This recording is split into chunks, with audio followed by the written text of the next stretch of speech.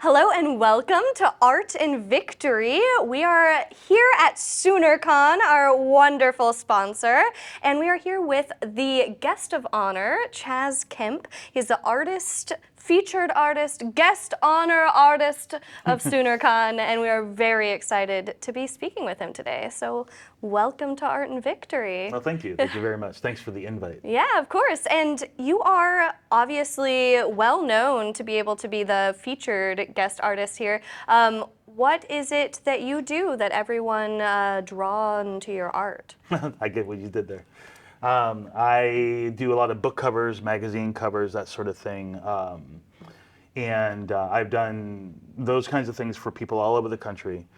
And I also, I've been doing the con circuit for a fairly long time. I've been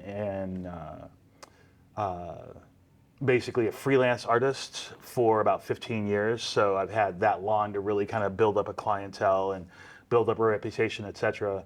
And so then after that, I'm also the art director for Mobius World's Press. So we are small, but we are mighty. So. That's amazing. And book covers, I mean, they take classic books and redo covers all the time. They take popular books and redo covers all the time. I noticed that your art is very cyberpunk and fantasy and post-apocalyptic. What are some of the book covers that we would recognize in those genres? A lot of the work that I do is from indie authors. So there are a lot of indie authors and small press authors and stuff that really need book covers because the bigger companies, like the bigger publishing companies, they essentially, with their authors, they basically tell them, well, we're going to do your cover for you. Right. They don't really get any choice. But when a lot of those authors say, well, I'm going to publish a book, I'm going to self-publish a book, I should say, then they come to me, or they come to a lot of other authors or artists as well. But they go to me and they say, hey, you know, I'm doing my own story, I'm going to self-publish it, and I could really use a cover. And so I say, okay, that's great. Yeah, let's do it. Let's jam. Awesome. And then we get to work one-on-one, and then they get exactly what they want as opposed to what the publisher is telling them, we're going to do this, and you don't really get a choice, and you know, that's kind of it. Right. Well, and with marketing, of course, they have a very specific vision, but it may not be the creative vision of the writer. So that's really cool that you can work one-on-one with them and really bring their vision to life. Because as an author, you're working with words, but being able to take those words and create this vision for the reader to help kind of spark their own creative juices. That's really fascinating. Right. Yeah, and it also too, it gives them a lot more. They feel like they have a lot more freedom, and they're a lot more invested in the hard work that they have done to produce this book. And so finally, they get a cover that they envision that's what they want.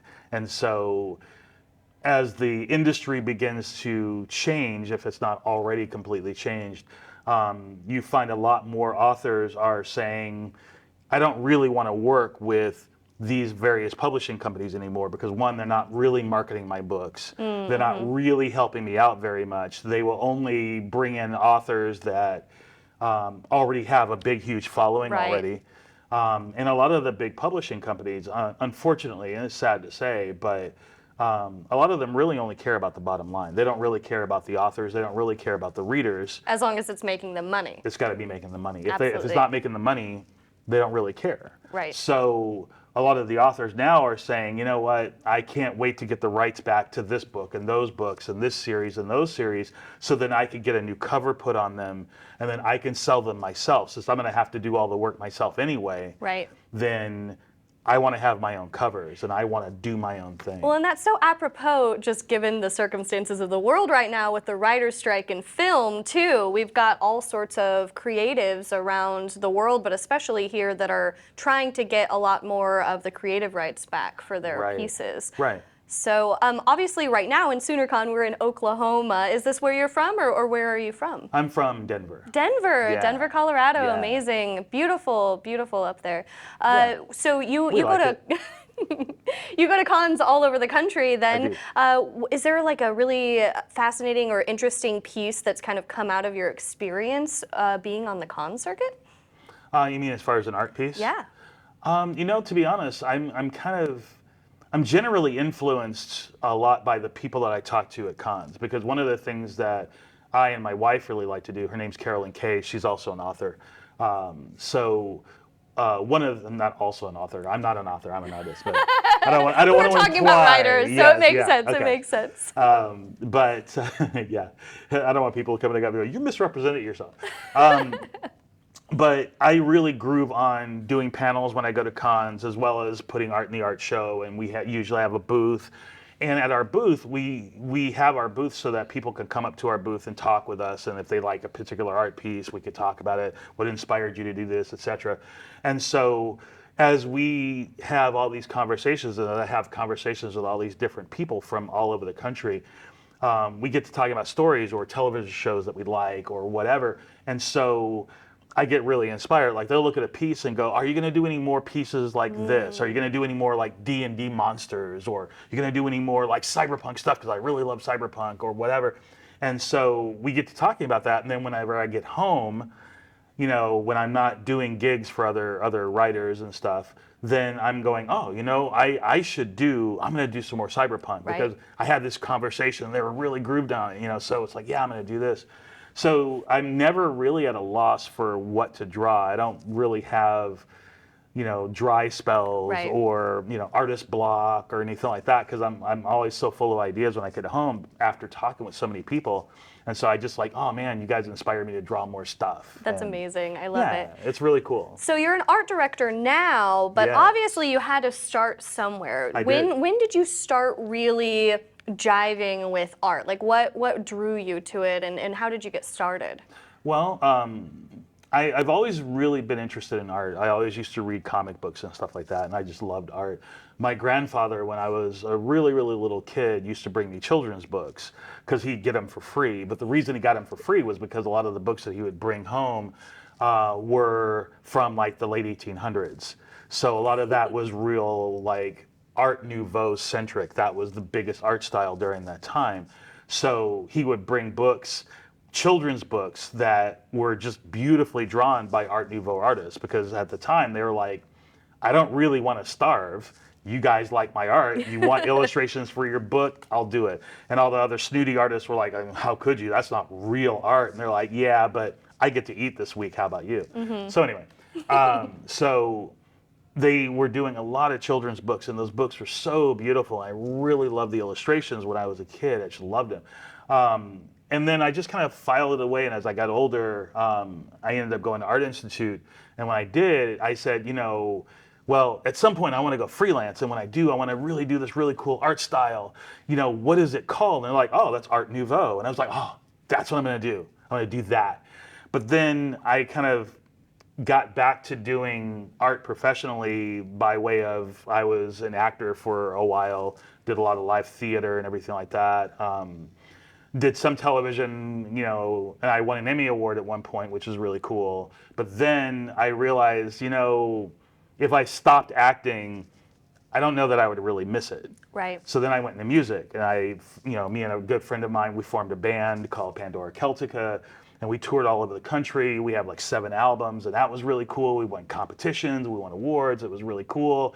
But then as the band, everything was winding down, I realized, you know, I don't really actually miss doing music. But what I did miss, every time we go on the road, every time we do a tour or something like that, the thing that I really missed was drawing.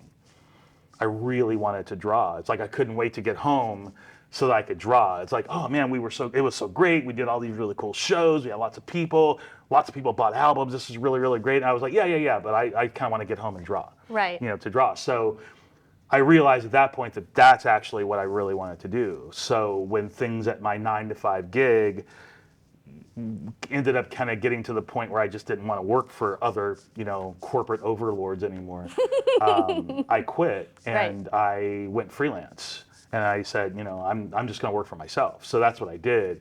It was really hard at first. Right. For the first like 6 years, it was brutal, because whenever you want to live the life of your dreams, life just basically says, great, then I get to kick your butt for a while. Yeah.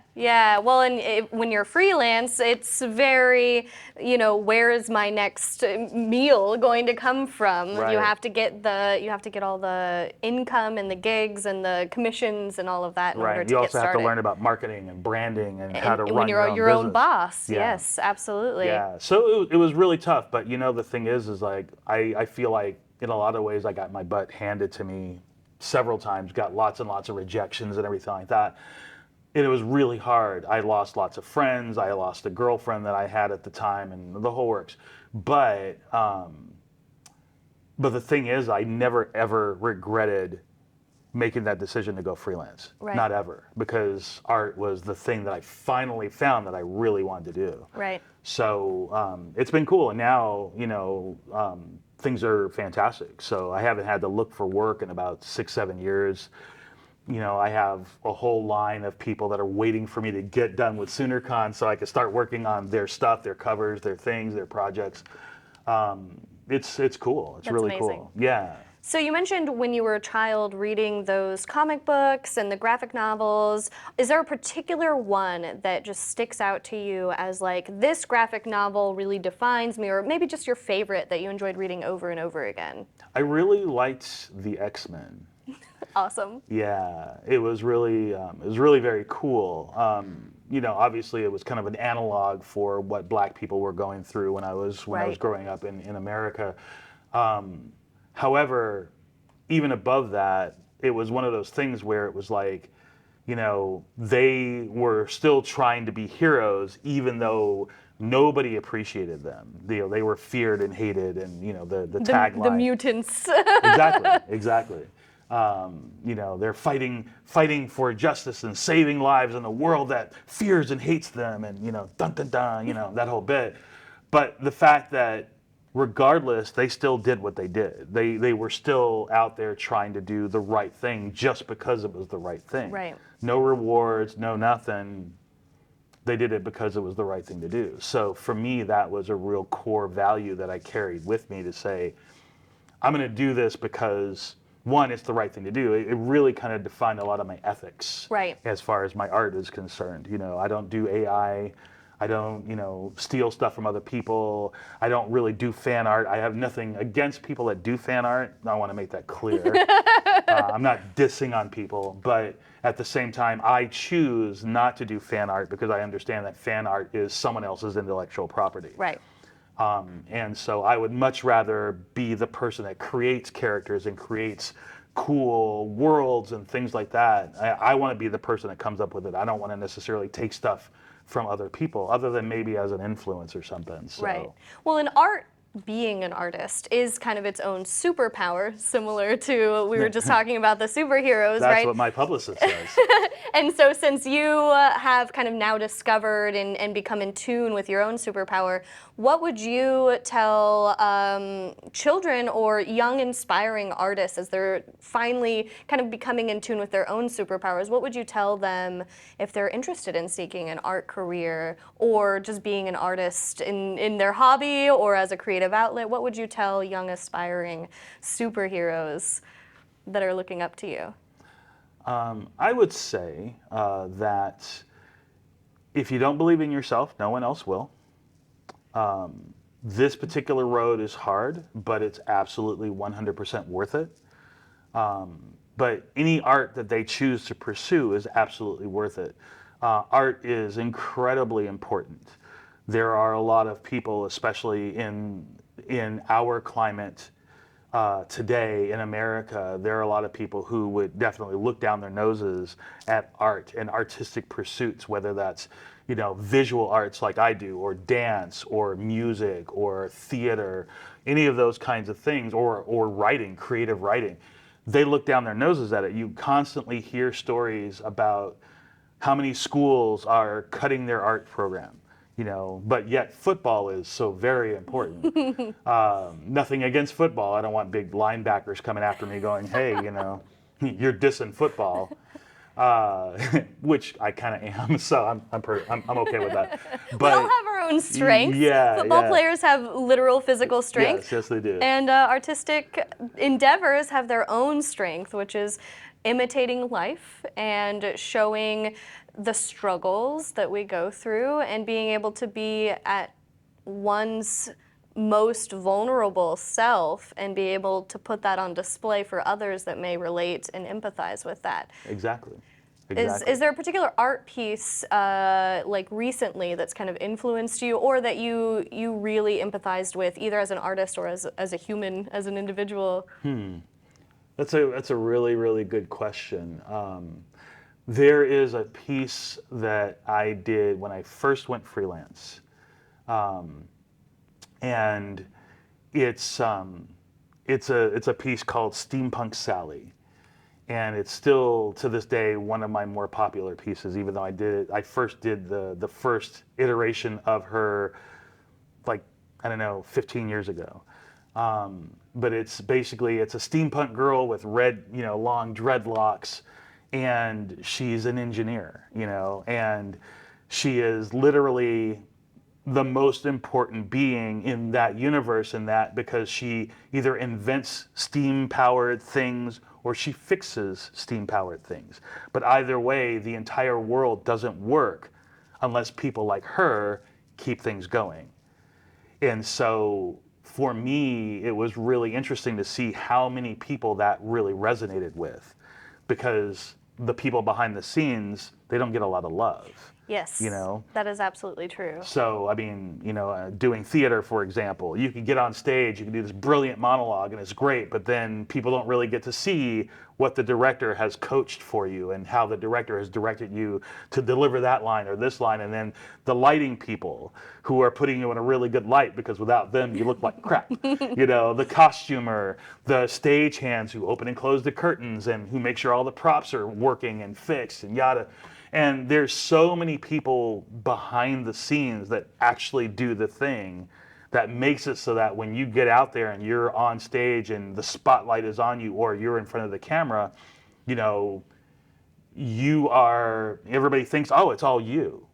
You wrote the line and you delivered it and you did this and you did that. And it's like, oh, no, no, no, no, no. So when people talk about, oh, you won an Emmy, it's like, well, yes, but there were a lot of other people that did the hard work and they did all the editing and they did all the thing. And they're the ones that really deserve the majority of the credit. I just got to deliver the lines and I just got to be the person in front of the camera. But it absolutely was not, yes, we won an Emmy. It's all because of me. That is nothing I would ever say. So that's one of the reasons that I really like Steampunk Sally, because she's the person behind the scenes making the world go. And without people like her, everything grinds to a halt. Right. Literally. Literally, in Exactly. the steampunk world. Exactly. And that's very fascinating that it's such a popular character that you've kind of created. I love the idea also that she's a woman in a STEM field.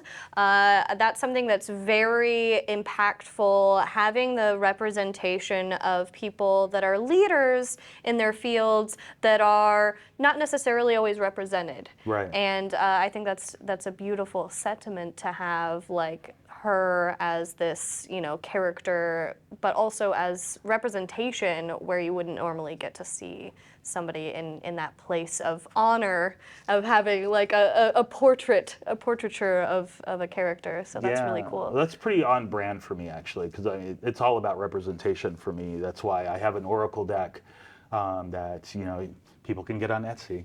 But it's 52 cards, and all the cards is very multicultural, and there are a wide variety of people with a wide variety of roles and things like that, because representation to me is incredibly important. Yes, absolutely. Everyone deserves to be seen, and it's not a situation where it's like, I don't want other people to be seen so that, the light can shine on the people that I choose. It's about, no, everyone gets a spotlight. All 52 cards are featured, all the characters are featured. And when you flip that card, well, then you can kind of think of it as, this is this character's time to shine.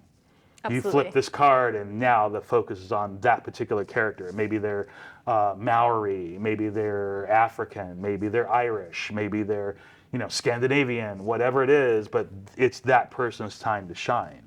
So that's one of the things that I really I don't know, that's part of my brand, really. So. Totally. So you are very interested in unsung heroes. Obviously, there's people that have taught you over the years, maybe an art teacher, like art programs being cut, or maybe a mentor, or maybe somebody that you directly worked underneath that kind of helped hone your talents. Is there anyone that you can think of that really influenced you as like a mentor or a teacher? Yeah, I've had several mentors actually, various stages of my career.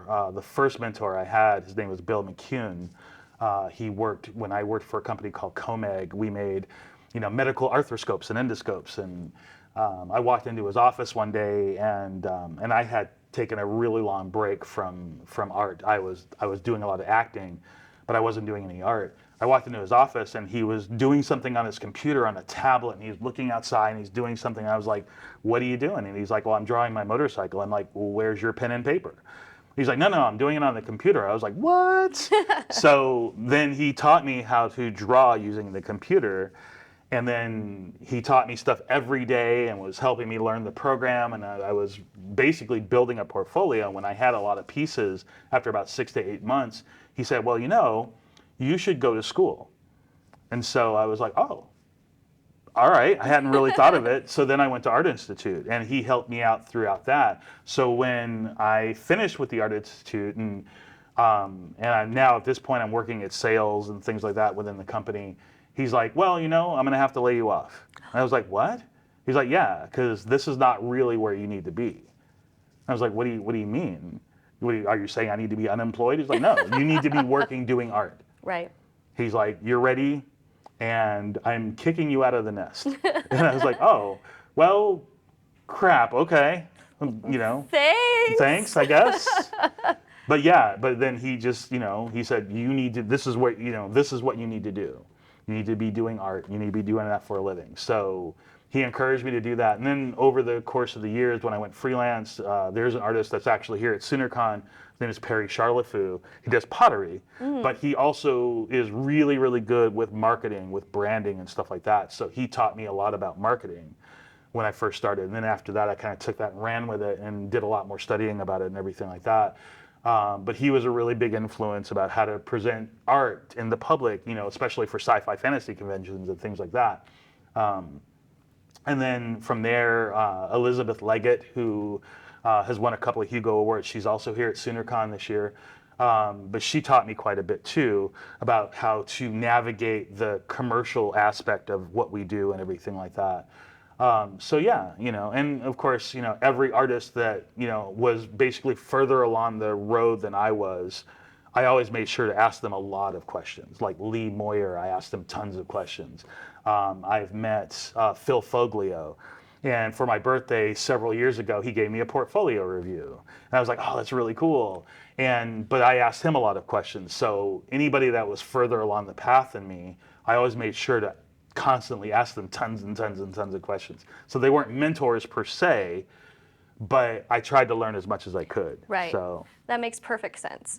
That all sounds absolutely amazing. Oh, thank you. I think that the idea that that boss of yours really helped you kind of build a portfolio and encouraged you to go to school, I find that really, really fascinating, because that wasn't something that initially you were even thinking about, right? He Correct. Just kind of influenced you and gave you the direction to go, and really became a pivotal point in your career and your journey. So what would you tell aspiring artists, people maybe that are interested in going to art school, or that are interested in kind of starting their art career, about building a portfolio? Like, what do you need in a portfolio, and what are art schools looking for, but also what are the businesses looking for whenever you're building a portfolio? Well, I would say always put in your very, very best work. You don't need to put in every single piece that you've ever done into your portfolio, mostly because art directors don't have the time to go through, Right. 500 pieces of your art. Well, this is a piece that I did when I was 6. This is a piece that I did when I was 8. We don't need to see any of that stuff. We just need to see roughly 10 of your very, very best pieces, preferably a lot of your most current pieces. Unless your style hasn't changed very much, in which case then you could show just your best stuff regardless of when it was done. But That's what I would do. If I'm going for a specific gig, like say you want to work for a video game company, then you want to put in, if you want to do character work, then you want to put in your 10 best characters that you've developed. And then, you know, if you want to do environments for video games, then, you know, put in your 10 best environment pieces, because that's where you want to be. You know, it's like, because otherwise, you know, I want to do environments, but then you don't have any environments in your portfolio. It's like you just have still life of fruit. It's at that point, then you're kind of, you know, they're looking at it going, can this person do environmental things for our company? And if you're not showing them that you can, then So while you're not going to get the gig. It's really more important to pinpoint what exactly the end goal of the gig is and pick your 10 best pieces that fit in that realm. Right, right. So that's really great, just marketing whenever you're working for yourself. How you choose what to present in what situations is incredibly important. What other marketing advice would you give someone who's kind of striking it out as a freelance artist, or finally making the choice to go full-time as an artist? Well, I would say, because it's very difficult to make, you know, everybody thinks that they just go out there, they show a couple of pieces, and people are going to break down the doors to come and buy their thing. That's not very realistic. Chances are you're going to struggle financially for a while, for a number of years, and you just have to understand that that is going to be the case, unless you just happen to somehow get very, very, very lucky.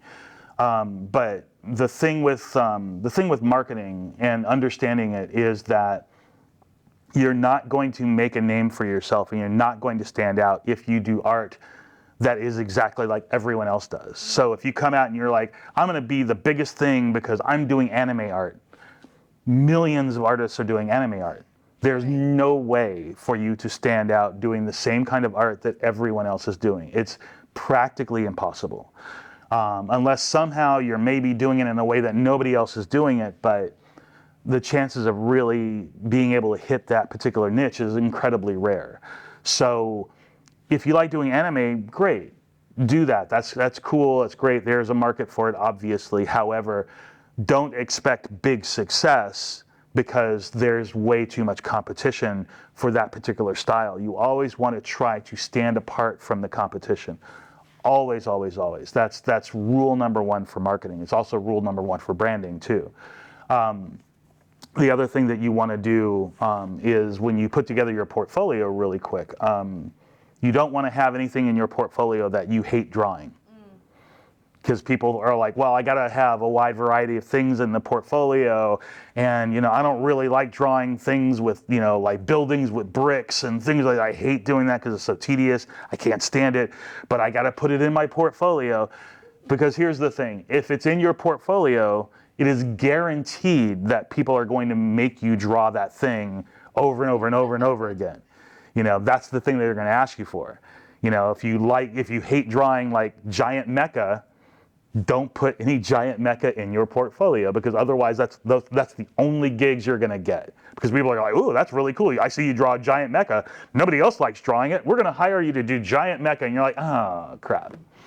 You know, so now you're stuck doing the thing that you hate. And that's just the way that goes. So only put the things in your portfolio that you really love drawing. That way, if you get hired to do it and people are willing to pay you for it, you're drawing the stuff that you really love drawing. So that's such great advice. And obviously, you said that the first few years as you kind of became an artist and freelance, you had some struggles. Were there any particular learning events or challenges that you overcame that you learned a lesson that you could like impart to other people so that they maybe don't make the same mistake, or maybe have an edge up if they reach a challenge that's similar? Sure. There is really no better teacher than experience. So I can sit here, we can hang out and talk about all kinds of things that you should do or shouldn't do. But people are going to, you know, if I tell you not to do it, people are going to do it anyway. Or they're going to find themselves in a situation that they didn't expect, and then they're going to be, oh, yeah. So I would just say this. Understand that rejection is going to happen. It is a pure fantasy to think that you're going to come out there with something that people haven't seen before, and everyone's going to love it, and they're going to just throw tons of money at your feet, and you're going to have adoring fans, you know, just lined up to kiss your feet. Never going to happen. The thing that does happen is that you're going to get rejected, and you have to get used to it, and you have to be able to get back up when you get knocked down, but you're going to get knocked down. You're going to get the crap kicked out of you sometimes. You're going to get rejection after rejection after rejection, and then you're going to go, holy crap, I have to pay my rent. What am I going to do? And you're going to have to figure all of that stuff out. But the best thing that you can do is you have to get back up and keep going. You have to, if you choose to take rejection personally, then take it personally and have it motivate you to get better. But that is really the only way that you're going to get through and get past all of those rejections. You also have to understand that there are people out there in the world that say, oh, I want to hire you for this. And you think, oh, this is going to be a really great opportunity. And then you find out later on that they lied to you. That they wanted you to do all this art, and then you give them all the art that they asked for, and then they're in the wind, and you're like, hey, but what about you said you were going to pay me? Right. You know, and all of a sudden now they're not answering your emails anymore and things like that. So contracts are really important. Yes. But also get paid half up front before you do anything, before you lay down one single line, get paid half up front. This is if you're working freelance. And then do the gig, do the whole thing, and then when they approve the final piece, like the JPEG, don't send them PDFs or anything that they can print, send them a JPEG and say, hey, what do you think? They look at it, they like it, this is great, okay, this is exactly what I wanted, fantastic, you got it to them by their deadline, awesome.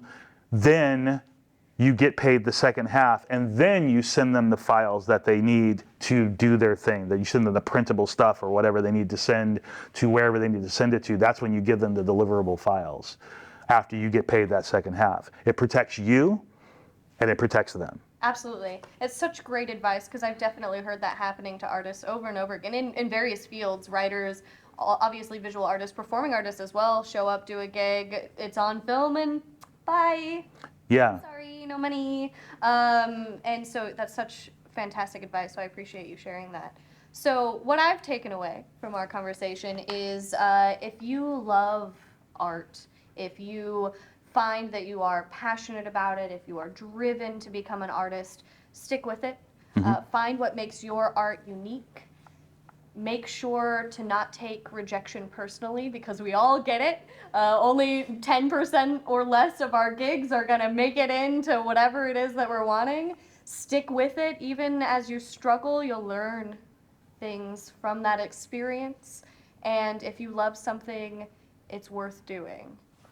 That's what I'm taking away from this conversation. Awesome. Those were exactly my points. Thank you so much, Chaz. It's been wonderful to speak with you. Thank you so much, Soonercon, for sponsoring this amazing Art and Victory opportunity to talk with Chaz Kemp today. So thank you all so much for being a part of our audience for Art and Victory, and we'll see you next time.